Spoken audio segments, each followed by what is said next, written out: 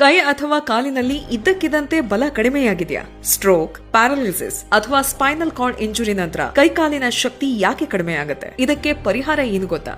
ನಮಸ್ಕಾರ, ನಾನು doctor Vinod Patil at Sanmati clinic. ನಾನು physiotherapist. Paralysis, face palsy, Bell's palsy, Parkinson, dystonia, muscular dystrophy ಇದೆಲ್ಲಾನು neurological disorders ಅಲ್ಲಿ ಬರುತ್ತೆ.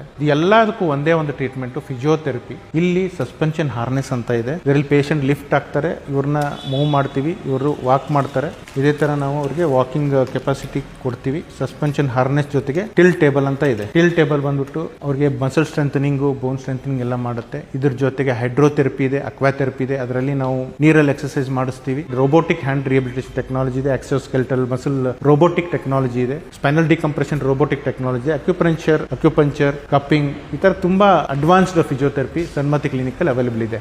ರಿಕವರಿ ಫಾಸ್ಟ್ ಆಗಬೇಕು ಅಂದ್ರೆ proper physiotherapy is very important. 5500 square feet spacious centre, lift facility, 24/7 power backup ಮತ್ತು outstation patients ಗೆ stay facility ಕೂಡ ಇದೆ. Pain ಜೊತೆ ಕಾಂಪ್ರಮೈಸ್ ಯಾಕೆ? Healthy movement, pain free life ಅನ್ನ ಸ್ಟಾರ್ಟ್ ಮಾಡಿ. ಸನ್ಮತಿ ಫಿಸಿಯೋಥೆರಪಿ ಸೆಂಟರ್ ಗೆ ವಿಸಿಟ್ ಮಾಡಿ. ನಿಮಗೆ ಅಥವಾ ನಿಮ್ಮ ಫ್ಯಾಮಿಲಿಯಲ್ಲಿ ಯಾರಿಗಾದ್ರೂ ಲಾಂಗ್ ಟರ್ಮ್ ಬಾಡಿ ಪೇನ್ ಇದೆಯಾ? ಈ ರೀಲ್ ಅನ್ನ ಅವರಿಗೆ ಶೇರ್ ಮಾಡಿ.